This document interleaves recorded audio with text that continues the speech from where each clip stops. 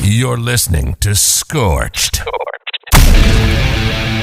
raw, real, and unfiltered podcast about drag racing and motorsports. Hosted by the man willing to burn it all down. And now, the man himself, E3 Extreme's own Damon Steinke.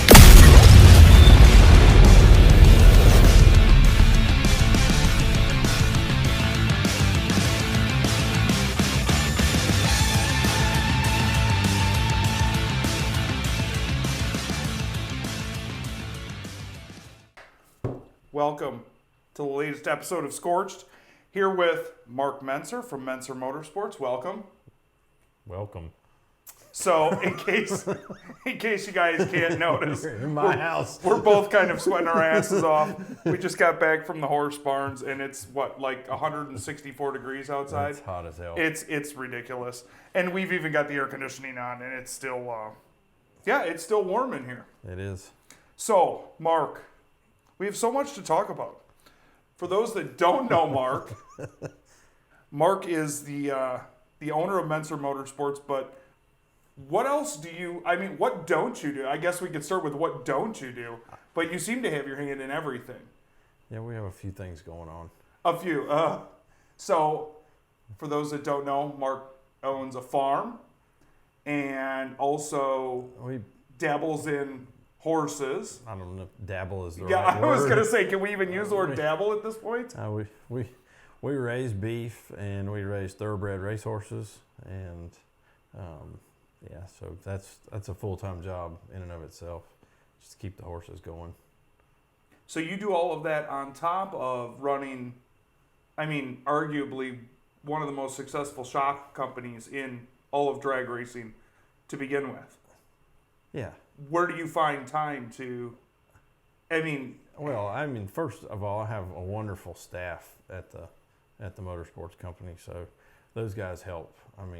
Craig, John, Rick, Candace, they can run that place, and it will go on cruise control without me being there to oversee and micromanage them. They're good self-starters, really like self-motivated people that can manage without me, so they make it easy. I can go in the morning, we can go over all the work orders, we can kind of figure out what their schedule is going to be. I can fill in all the blanks and run out and get to the farm. And of course, like people who don't know, my house, my shop, the farm, the horse farm, everything is in like a 4-mile circle, so it doesn't take long. I can zip from one place to the other, and oftentimes that's kind of my day, is just a big rotation of going from one place to the other.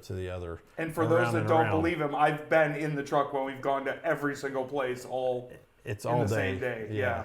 And then, so they'll get started and they'll start assembling shocks and do their part, and I'll zip back through and we'll look at dyno files and go over stuff and make decisions about purchase orders and raw materials, and I'll pick up a few tech calls and try to catch my call list up on all that sort of stuff, and then right back out the door and off to something else. Speak of raw materials, we've noticed, a lot of people have noticed within the industry, the ridiculous, and I've never seen it this bad before in my life, in over 30 years in the industry, but the ridiculous amount of everybody being on back order for everything. Yep. How has that affected Menscer Motorsports?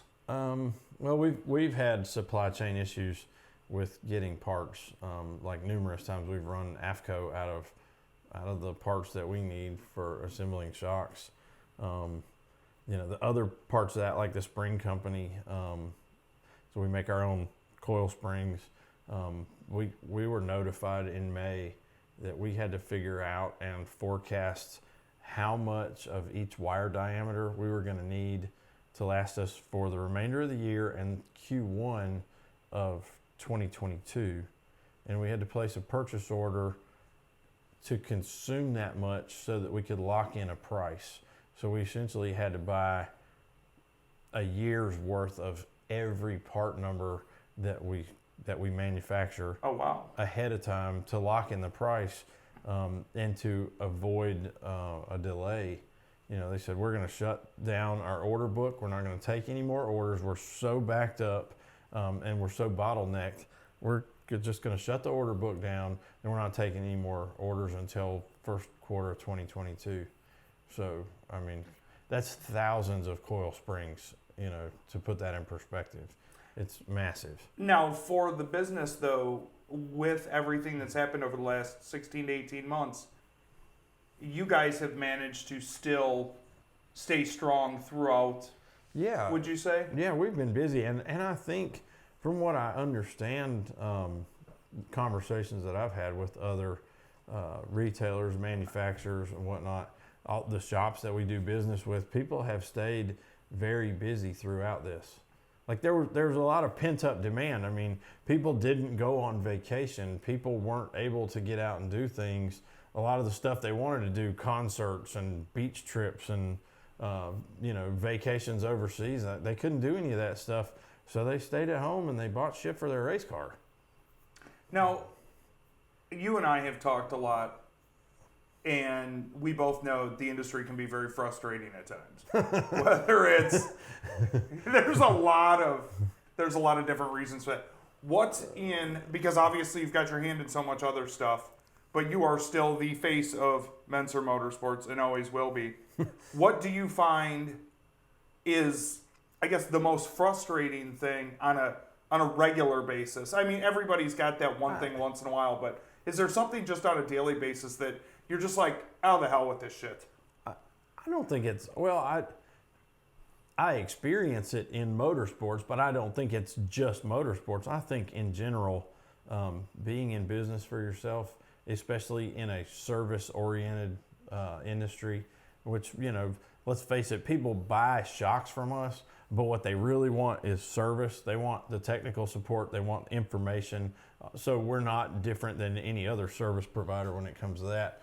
So I think, yes, I experience in motorsports the same thing that every other service provider does. And that is this like Amazon Prime culture of like instant gratification motherfuckers that think that like the whole world revolves around their 3:30 in the morning message they sent you on Facebook Messenger while you're asleep, and you're some sort of you're a motherfucker because you didn't answer them at 3:35, So, and I don't, just because as a species we've developed technology that allows us to have access to each other 24 hours a day doesn't mean it's a good idea.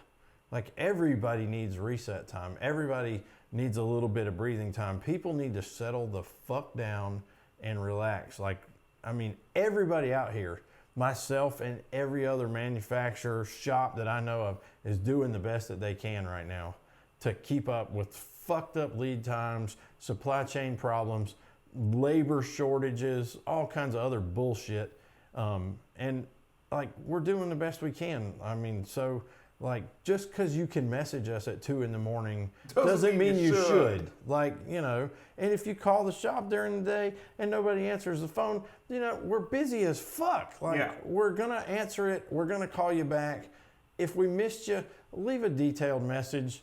Calling and hanging up 4 fucking times in a row does not constitute reaching out and making contact. Let me make that very clear. Like, leave a detailed message. Be fucking patient. It's a race car part. We're not curing fucking cancer here. Yeah. Like, relax.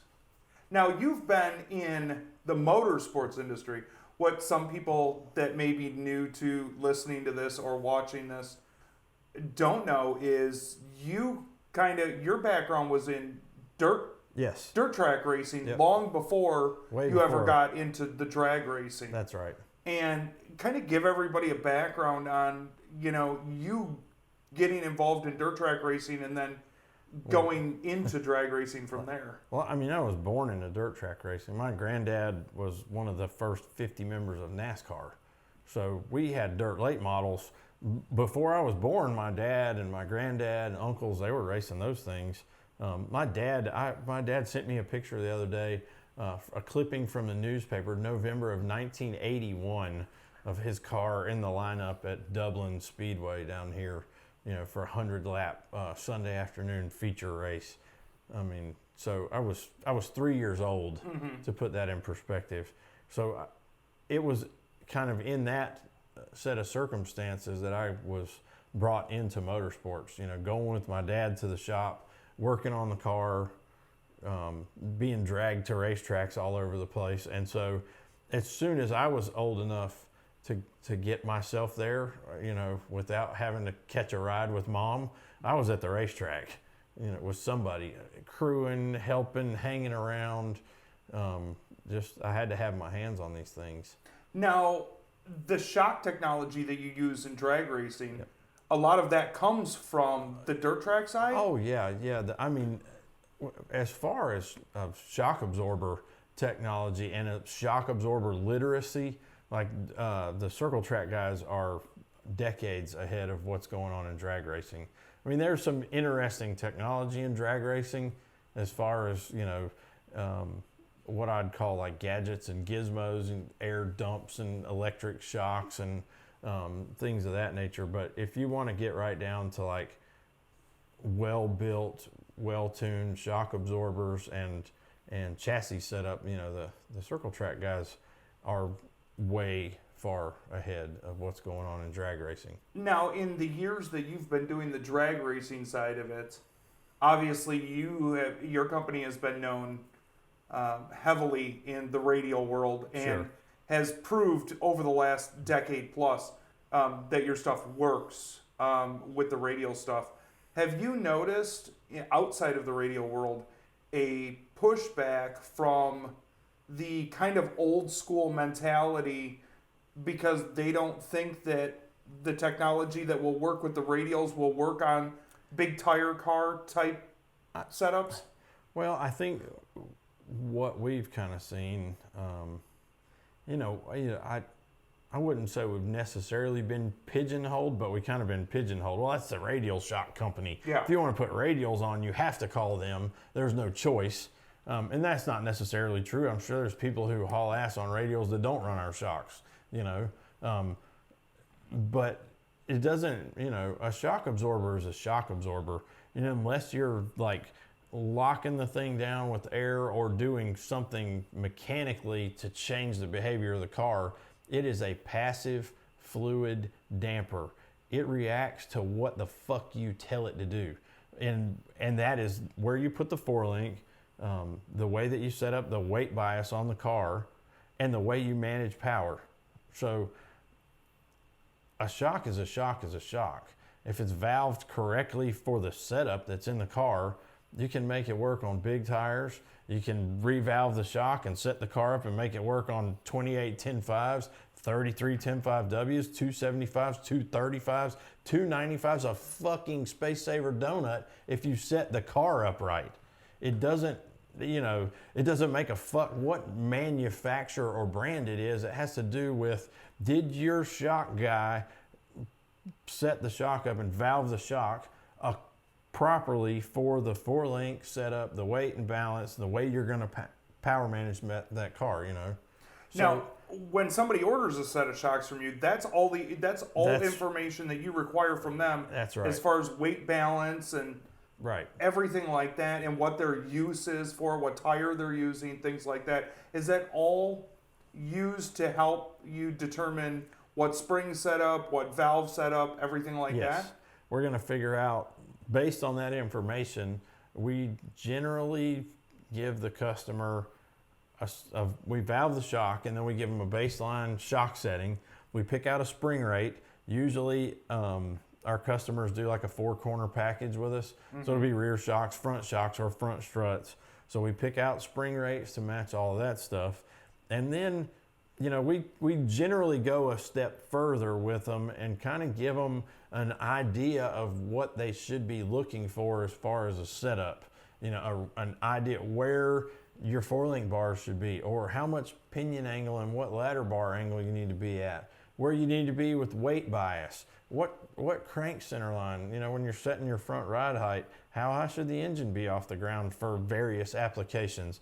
All of these things go hand in hand. You know, I can build you the exact same set of shocks that Daniel Ferris went 349 with, and you can put them on your car, and you might not go 3.49 feet ever, because the shock absorber is not the final arbiter of whether the thing goes down the racetrack or not.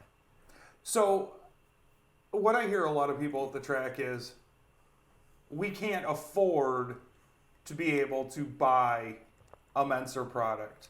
Like if we're talking about bracket guys or index class racers, whatever it may be, would, in your opinion, is somebody going to benefit, or what is the huge benefit besides obviously the customer service that I've seen every time I'm around you?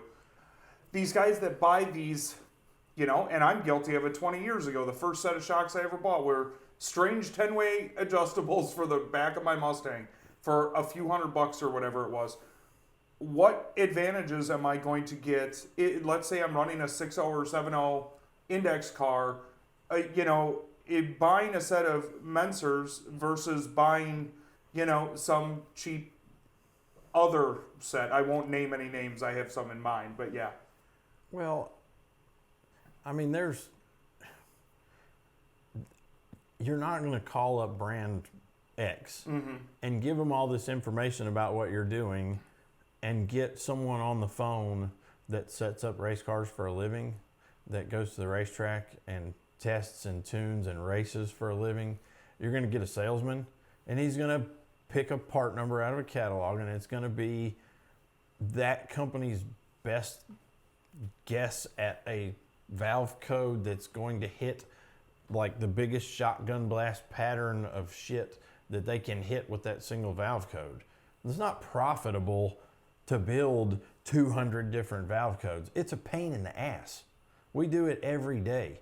It's not easy. It's difficult. It's complicated, and there's a lot of brain work and a lot of physical, like actual manual labor that goes into doing that. So when you call them, you're gonna get a salesman. He's gonna pick something. He's gonna got a little table in there, by the way, in case you don't know, and it's got one set of parameters here and another set of parameters here, and you give him two of those, and he takes them and finds out where they meet, and there's the part number, and he's gonna sell you that part number. Now, on Friday night at 9 o'clock, when you're going into third round of qualifying and you're trying to get your shit dialed in and your 60 foot's been all over the map all day and you can't figure it out, you're not going to be able to get that guy on the phone. No. He's not going to be available via text message or email. And even if he is, he's probably just a salesman, and he's not going to have a real good comprehension of what the fuck you're trying to ask for. And hey, it might not even be the shock. That might not have anything to do with it. It might be something totally unrelated. Who knows? I mean, I have found that in tech supporting shock absorbers that I've tech support a whole lot more shit than shocks. And most of the time the shocks had very little to do with, sometimes nothing to do with what's going on with the customer. But our availability, our customer support, the fact that the product is built specific to your application, and the fact that it will repeat. These things they're built to pretty tight tolerances. Our validation parameters for the valve codes are very tight. So if I tell my guys that I want a specific force number, I'm not willing to compromise that force number in the valve code more than, say, 1% or 0.5% on certain valve codes. And we're not talking about very much. We're saying if that was in a circle track car, that's not enough for the driver to feel it. He would never know the difference. And the car probably wouldn't know the difference. So you don't necessarily get that with brand X, whoever that is. Now, all the shocks that you guys do, every single set of shocks that gets ordered goes through a shock dyno. Yeah, every single pair is hand built. Like they show up in we pull parts. It's a box full of parts. That box full of parts goes with a work order to a workstation. Either Rick, Craig, Mike, or myself assembles them by hand, charges them up, puts them on the dyno, validates them. If they don't hit the force numbers that they're supposed to, they come back apart, and we tweak the valve code, we move shims, we do whatever we need to do in there until we get the force numbers we're looking for.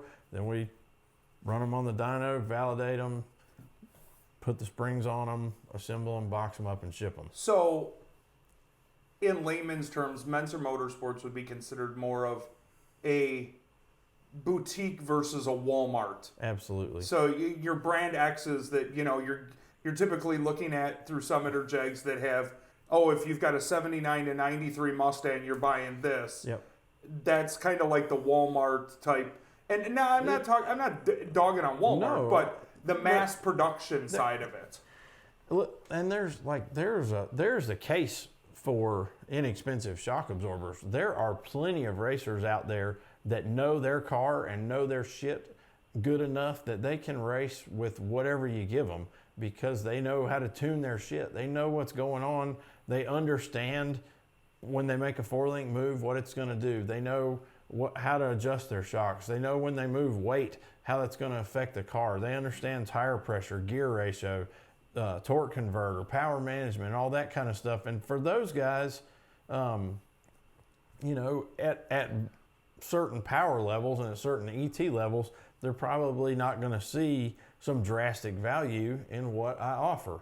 But if you are not that guy and you're not sure about those things and you don't have a tuner, and especially if you're at a higher horsepower level and you're trying to get down into some of the faster ET range, it costs you more to not spend the money. And not necessarily with us. I mean, with somebody who knows what the fuck they're doing that can guide you through the process. So, outside of the drag racing world, because you do so much outside of this, I want to go. And here's the thing. I know people have read some articles that have been written about you. I've even done articles before. You and I have been friends for years. I kind of want to delve into the outside of drag racing. When you were younger, what a lot of people don't realize, and I always enjoy coming here because I learn something new every time I come here. You have, and when I say you've had your hand in so many different things, you grew up playing the guitar at a very high level. Yes. You are one of the most, I don't want to say underrated because it's more unknown as far as photography goes. And you're into, and you've traveled the world. You're into astrology or astronomy. Sorry, astrology is that other bullshit that nobody believes in. The astrology, taking photos, astrophotography, and things like that. How do you? I mean, you're in so many different things, and you excel at so many different things. So let's talk about the guitar stuff. You started at a very young age with that, did you not? Like 4 years old. And I played, I was working as a professional musician before I say professional, I was getting paid to play music before I had a driver's license. My dad took me to nightclubs and literally had to sign a waiver and sit in the back and chaperone me so that I could play. And then he would take me, and my dad he would have to get up the next morning and go to work, but he was very proud of that. He enjoyed it. It was fun. And then, that kind of progressed. By the time I was in my senior year of high school, I was on the road with the Neal brothers, B.B. King, Bobby Bland, Patti LaBelle. We sit here and we could talk about drag racing, and we do that all the time. We could sit here and talk about that forever. But we're talking about, as a teenager, you were playing with some of the biggest musical acts in the world. Yeah. And at a very high level, and you left that. What happened? Life for me has always been this sort of natural progression through things. And like learning and figuring it out and solving the puzzle is the great challenge. Once the puzzle's kind of solved, some of the mystery and the challenge goes away, and in a way, like it gets a little stale. With the music, I think that I came to the realization that traveling, being on the road, doing all that kind of stuff just was not going to be what I wanted to do. And then I turned right around and did it with race cars. So it was just talk about your all-time biggest backfires. But I, it was always about the puzzle. I love the music, and to this day I still play. I still stay in touch with my musician friends, and I love music. It's just not. It was just not a doable lifestyle for me. Do you miss playing in front of crowds, though? Yes, God, yes. Anybody that's ever done it. Listen, if you can't, there's no way to experience it, without doing it. I can't explain it to you. Like Salimi, he and I talk about it all the time. I mean, you get so charged up. I mean, and for me, like I played lead guitar and I worked with some really cool acts, and we did like the blues festivals and stuff. And then there was quite a bit of focus on what the lead guitar player was doing. This was right in the wake of the death of Stevie Ray Vaughan. And every fucking white teenager that could play a blues lick was like trying to be the next Stevie Ray Vaughan. So there was a lot of, to put it in perspective, like when I was playing music, was right at the time that Kenny Wayne Shepherd and Johnny Lang were coming of age. And as a matter of fact, one of the guys that played drums in one of my bands ended up being the main drummer for Kenny Wayne Shepherd. Really? Yes. Sam went to work for Kenny Wayne Shepherd, and I went off with the Neal Brothers and went on the road with them. Joe Bonamassa was he's a few years older than us, but we were all around at the same time, knew each other. So, do you still listen to a lot of, Kenny Wayne Shepherd just came out with a new album last year, and I thought it was even better than what he had done. It's because he's maturing. Yes, on the old 90s album with the blue on black. And he's maturing. He's at some point you realize as a guitarist that there's more to life than being a Stevie Ray Vaughan clone. And that's what all those kids started off as. And then you had old guys managing them who said that's the way to make money. And deep inside, you don't want to do that. You want to grow into your own musician, and it takes some time, and you need to make some money and get control of your own professional career as a musician before you have the freedom to grow into who you really want to be. And you'll find that with a lot of bands, that some bands start off really fucking awesome and they're fully formed, and then the commercialization of them spoils the mixture. And then some bands start off, commercialized, and then they set themselves free, and then they kind of go the direction they want to go. And most people would argue that the former is much more likely than the latter, but and I've noticed a lot of bands, Green Day, Red Hot Chili Peppers, things that were real kind of punk-ish, real musical bands before commercial success. And once commercial success hit, it's the same four chords that, and I think somebody was on a talk show. Part of it too is when their 40s hit. I can tell you from personal experience, you can't go that fucking hard when you get old and fat. You just can't do it. Is there anything that you learned during your time doing music that you still carry with you daily that helps you, whether it's in racing or any other part of life? You'll probably have to edit this out of the podcast, but yes, when you are 17 years old and all you want to do is get the fuck out of here and go to bed, or you've got homework to do, and there's a drunk guy who's 55 and he's hanging on you. You're the best guitar player I've ever fucking heard, man. I fucking love you, man. And you have to smile and like that. And so it's a Saturday night at the drag strip. It's just the same thing. I love my job, but I've walked 37 miles. My fucking feet hurt. I had to take a leak for the last 4 hours. And some guy just chased me down in the staging lanes with a laptop while I'm on the way to the Porta-John. And he's like, hey, can you look at my this shit? data real quick? And you know what? I do. I look at that and I try to help them, and then I go take care of whatever I need to do. Do you find it difficult to say no? Yeah. Especially when you're at the track? It's the hardest thing to do. When I'm at the racetrack, I just don't say no. I stay there until the job's done. And after transitioning from, there may be a time gap here, but after you left the music scene, kind of put that behind you, at some point you decided photography. How did photography come about? Because obviously music is an artist thing, and so is photography. Well, the visual arts was always appealing. And photography was something that I'd played with in film, not digital, but film photography. It was about like that in the spare room where you're staying, that shot of the tiger in the snow. That's shot with film in like 1998 or something, so it's old as shit.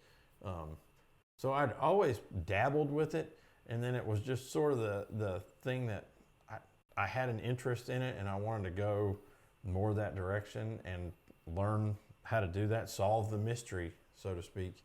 So I went that way. So expound on that, though, because when you say, well, I got in, he's trying to be modest about it, is what he's doing, because he doesn't talk a lot about his photography, because he's super critical of his photography. This man has been to Africa, yes. And you've been in places that other photographers dream about going to be able to photograph. Well, so I'd been shooting, and it was interesting because the trip to my first trip overseas to do photography specific, I wanted to go to Africa. That was always a bucket list sort of thing. I mean, you and I have talked about that. So I was doing an Africa studies class in college, and a friend of mine, she's now a dear friend of mine, but at the time I had no idea who she was. So the whole thing was to learn to reach out, make friends, get a pen pal, exchange ideas and learn about other people's culture. And this was like at the very beginning of, internet, like chat rooms and all that sort of stuff, at the end of the 90s, early 2000s, whatever. So I met a girl that ran a internet cafe.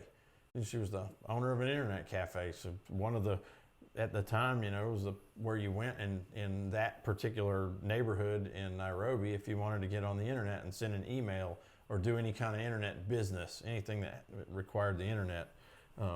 So it turned out that, she had a friend that she went to school with, a primary school mate that had a safari company that had, you could rent a truck and a driver and do like, your own guided tour, but not on the thing with all the other people. Yeah. So I started hatching this plan in my head. I'd just read like the World's Most Dangerous Places or one of those books, One of those books that everybody always reads. And I'm like, at some point. what? I think I can do this. So I did. I started emailing like anybody that I could find an email address for their public relations department or their marketing department to see if they needed any photos of anything in East Africa, period. I don't give a shit what it is. You want a picture of a rhino? I'll get it. You need a picture of this building or traffic in downtown Nairobi or Addis Ababa, or you want a picture of like the coast of Zanzibar? I don't give a shit. Whatever it is, if you'll like throw me a bone, I'll go do this. Mm-hmm. So this was probably really naive at the time, but people started emailing back, and I put together a list of assignments to do, and I did some really neat stuff for like travel and leisure. I even shot some stuff for the Carter Foundation, for Jimmy Carter's foundation. So I got all this stuff together, and I got enough money together to like book a trip. And I called this girl up, and I'm like, look, I've pulled all this shit off. I want to do this trip. And she said, no problem. I'll get it arranged. So we book like a driver and a guide. She says, I'm going to take 2 weeks and I'll be your translator. She found a lady in her neighborhood that had a room to rent, and I rented a room. And like, mind you, like the truck, the driver, the translator, the room, all this shit together cost maybe like $600 US. Like. And what year was this? 06. Okay. Yep. 06 was I spent like a huge amount of time over there. 06 and 07. So she arranges all this stuff, and I like booked a plane ticket and like an open-ended ticket, and just got on a plane and flew Emirates and landed in Nairobi. And here's my friend that I've never seen in person, but I knew her from her internet cafe. She's there at the airport with her sister, and they pick me up and deposit me at this lady's house. And like, our adventure starts at 9 a.m., you know, or 6 a.m. the next morning or whatever it was. Like, I had no fucking plan.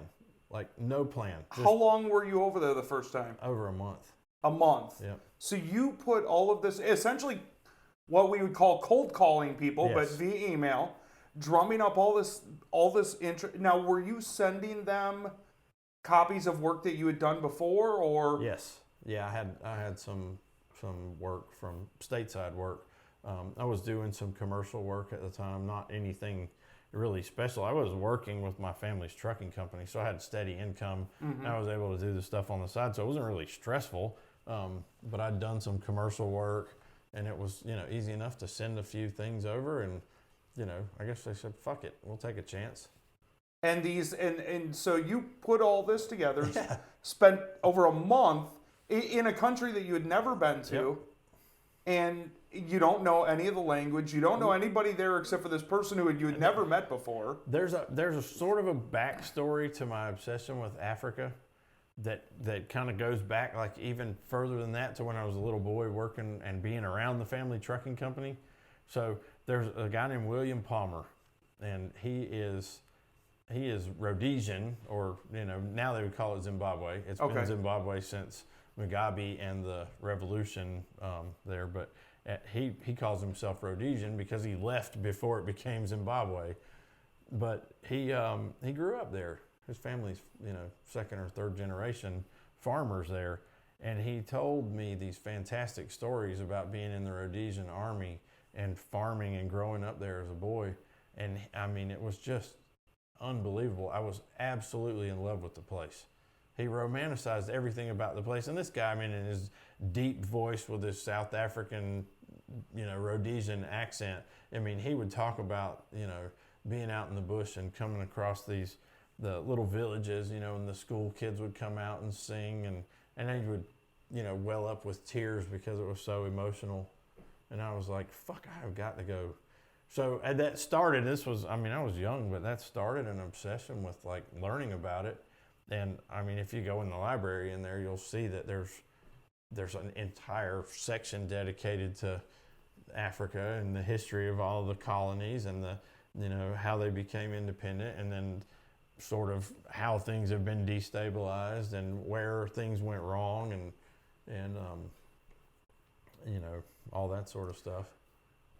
Now, in your trips to Africa, though, was that, we've talked about your other photographer friend that then eventually you guys were stateside with. So yeah, this was a cool story. So I'm coming home from being in Kenya and Tanzania, and I got stuck in New York at JFK. There was a delay and a delay and a delay and a delay, and then finally the weather broke or whatever, and they start boarding the plane, and I get on it, and it's we're just flying from JFK down to Raleigh. Mm-hmm. So it's not a long flight, and it's one of these small little, you know, puddle jumping Canada Air fucking, you know, I don't know, Minnesota, whatever bullshit airline.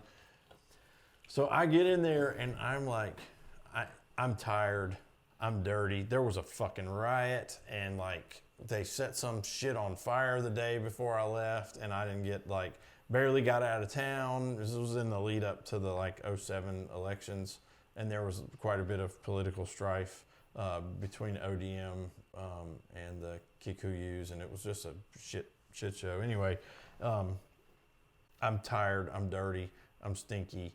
Like, I want to get the fuck home. Now I'm stuck at JFK for hours, and I finally get on the plane, this puddle jumping like shit box, and it's basically a full flight, and I'm sitting there, and the seat beside me is empty, and I'm thinking, finally, there is a God.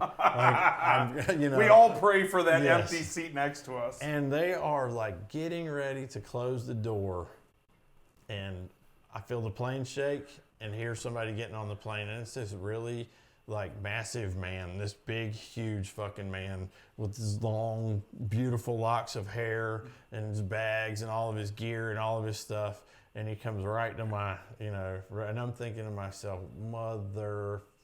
my life, So he sits down, and he's just jovial, happy-go-lucky guy, and he sticks out his hand, Raul Rubiera Jr., and it's his dad is Raul Rubiera, that worked for the Herald and National Geographic.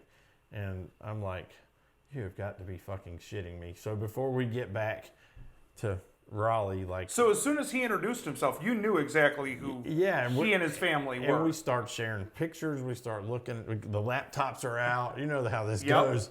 And it, just like it developed into a wonderful friendship. And like we worked together, did some work together, shot some commercial gigs together. He built a fantastic firm and a wonderful studio here. The funny part of the story is that he was coming to Fayetteville. Like his dad had basically retired and moved up here, took a part-time job with the paper. His mother was here. There was a family connection, and so they came to Fayetteville. Like this beautiful house out in Cedar Creek, Now, do you guys still keep in touch? Yeah. Is he still doing a Oh lot my God, yeah. Yeah, his work is fantastic. Absolutely. And when we talk about musicians maturing, his work as a photographer is just phenomenal. It's phenomenal. Yeah. And from somebody who's seen a lot of Mark's work, for him to say that somebody is phenomenal is an understatement. No, I mean, but yeah, I was coming home from Africa he'd been there photographing the Emmys. Okay. So he was, red carpet shots and all kinds of crap. He's a stud, man. When did you start getting into the interest in the galaxies and the stars and photographing all of that? Were you doing that when you were in Africa too? No, I didn't do any astrophotography there. I probably have some shots of the southern hemisphere, Milky Way, some long exposure stuff but no, nothing like that, because there was totally impractical to try to move that kind of gear down there. And I was a broke bitch at the time. I didn't have the kind of gear that it takes to really do that on the level that I wanted to do it. But no, I mean, when I was growing up, my interest as far as education was aerospace engineering. So I always had an affinity for space, the space program, rockets, the stars, physics, quantum physics, astrophysics, cosmology, all that kind of stuff. So that's always been there. It's just been it's paralleled everything I've ever done. The engineering side of it has always kind of been interesting to me. Because once I'd learned photography, the natural, the first thing, I always, I've got a telescope and I've got this camera. And I know that people do this, so I'm going to figure it the fuck out. And then that goes from DSLR, astrophotography to like the picture of the horse head on the wall over there, which is a 235-minute CCD, multiple exposure with filters. So it's a KAF 8300 sensor, and it's got a filter wheel. And so you use Nebulosity or one of the other softwares, and you program this thing to take multiple exposures, and you stack those exposures, and you do this with all the different, you can do it with a light filter, with RBG filters, and you can use filters to filter out specific light waves that are reflected from different elements. So if you want to do like hydrogen alpha, so you can put a filter in there and it will filter out light that is reflected from hydrogen alpha in that emission or reflection nebula. And so that's how you kind of pull the detail out of those dusty clouds of star stuff. I want to get back to the star stuff in just a second, but since we're on the topic of photography, And obviously, my day job is photographing drag races. He already knows where I'm going with this. Because you guys... You don't want me to... Nope, you guys... don't want me to go down that road. You guys, I've gone down it 100 times before. I've even told a lot of... What are your thoughts? And it doesn't have to be specific to any genre, but what are your thoughts about the photography that you see in the drag racing industry? And I'm not talking, listen, I'm not necessarily talking to, Mark gets on my ass all the time. He doesn't always like my edits either. But in general, you and I have both seen a theme. Oh, God. Especially with some of the younger photographers. We call it a certain preset, and I'm not going to throw that photographer under the bus because he does, I've seen some of his other work, and he's very good. Well, the issue is that there's nothing wrong with being the guy who edits your shit that way and has that artistic vision. If that's your artistic vision and you came up with that, if that's the way you truly see things. But if you, as a photographer or someone who calls yourself a photographer, strike out every morning right on down that wall with your shit and you got the same lens as everybody else and that motherfucker is stuck on 1.2 aperture and never moves off of that, and you shoot the same shit that everybody else does and you edit it the same way everybody else does, I mean, what are you doing? Where's your creative vision? I want to see the picture you take. Where's your art at? I don't want to see you out there trying to imitate what everybody else did. I mean, if for lack of a better way to put it, and I don't mean to be cruel because I know basically all the photographers. Yeah. And I like most of these kids. They're out there busting their ass, and there are some of them that are incredibly talented at what they do. Mm-hmm. Some of them are way more talented digital artists than they are photographers. Yes. If you gave them a film body and kicked them out in the middle of a war zone, I don't think they'd know what the fucking... No. I mean, they'd be lost as last year's Easter eggs. But, at the end of the day, the thing is so oversaturated because everybody that can afford to go on Amazon and get a starter pack with 2 kit lenses shows up at the racetrack. They've already got a logo and stickers made and fucking t-shirts, and they need branding partners to jump on board for these next 3 events, and they got some fucking photographer's photo logo that's like this goddamn big that they stick in the middle of the picture. I mean, it's so competitive. It's so saturated. It's like throwing a scrap of meat out there in a bunch of dogs, and they're all just dog fighting to see who can get the most likes and shares, and they're in such a fucking hurry to post it up, I gotta get it up, gotta post it up. Settle the fuck down. Go out here and create some art. Mm-hmm. or take a picture from an angle that we haven't seen before. Use a lens that everybody else doesn't have in their bag. Find a new perspective. Tell me a story. When I look at a photograph, I'm asking you with one image to convey all of the emotions that you felt during that moment. If the moment wasn't worthy of capturing, if there was no emotions, if it's just a dry image of a car, edited with the clarity cranked up to make it look cool, why the fuck publish it? What's the point?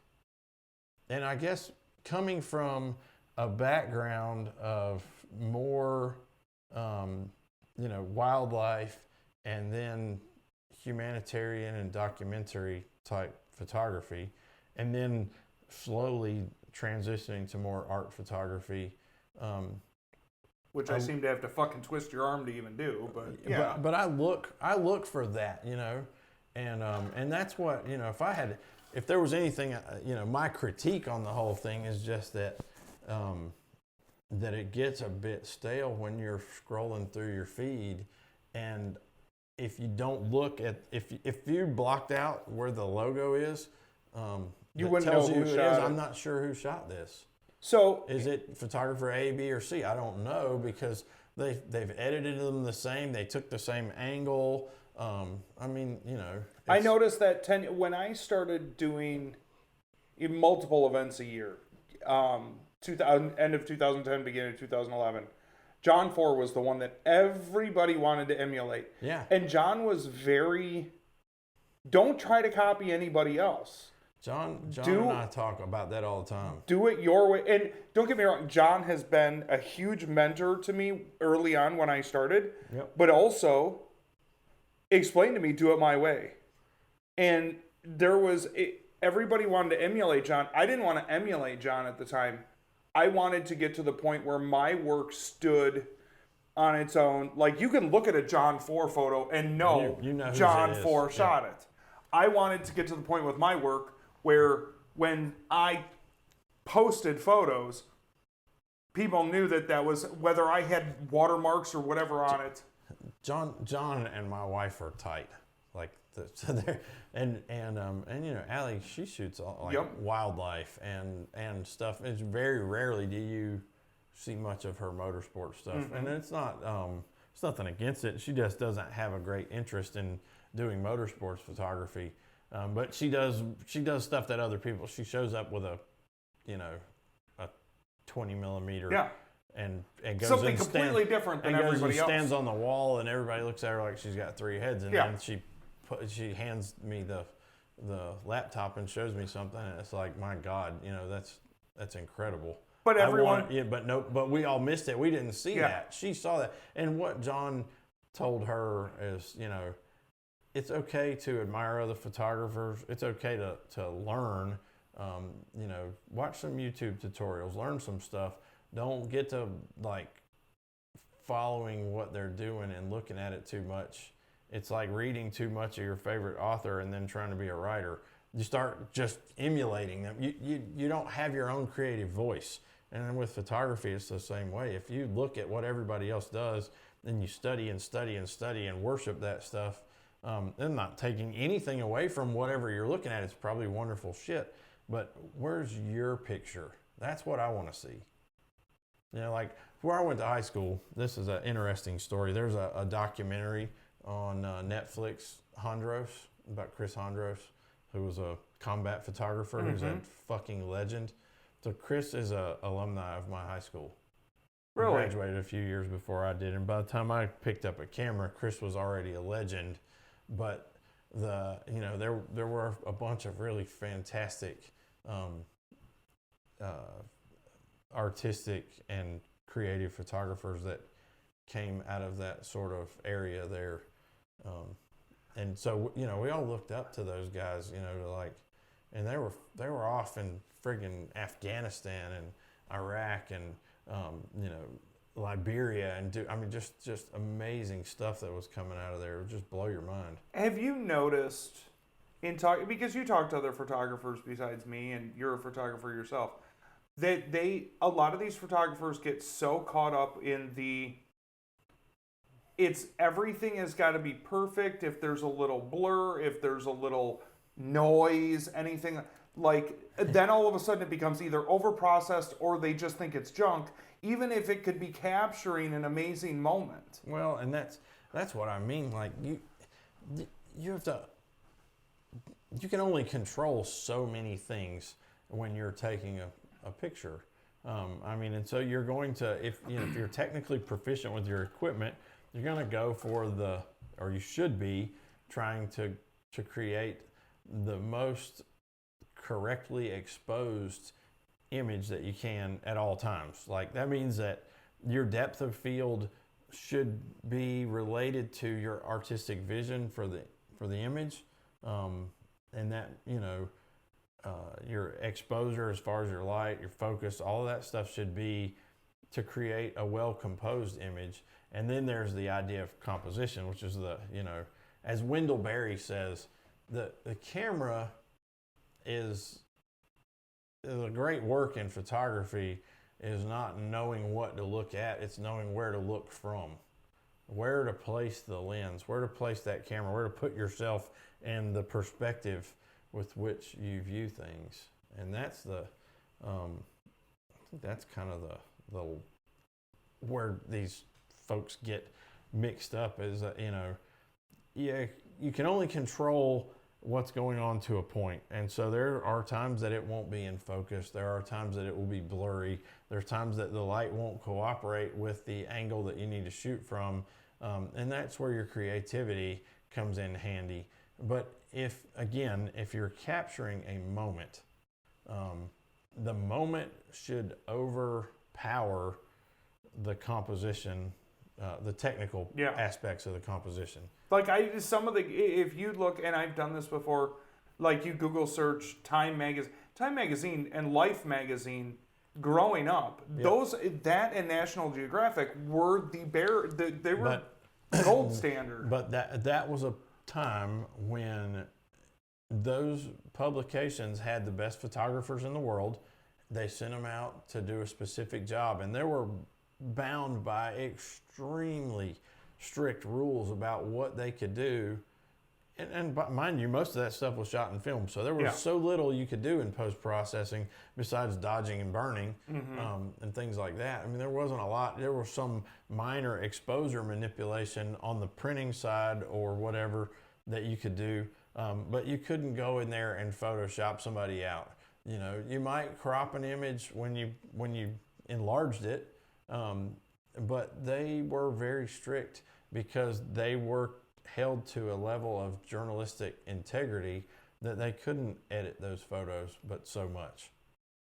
You know, most of if you think about war photographers, combat photographers, say during Vietnam, most of those guys didn't know what they shot. They batched they put all those canisters of film into a batch, wrapped them up, dropped them off, and they got shipped back here. Somebody would develop that stuff, and the editor would go through and choose which photos to use. They didn't even know what was being published until after the fact, when it came out. And there are photos, there are not a lot of drag racing photos as a photographer that stand out to me. Photos that stand out to me are like the Muhammad Ali photo shot from above the ring, the rotunda photo with the casket with the flag at the bottom of the rotunda, which I watched an entire special about the amount of lighting, and they weren't even actually allowed to do that. Photos like that, or and this just came up again recently, and it always seems to come up. It's one of the most well-known photos in the world.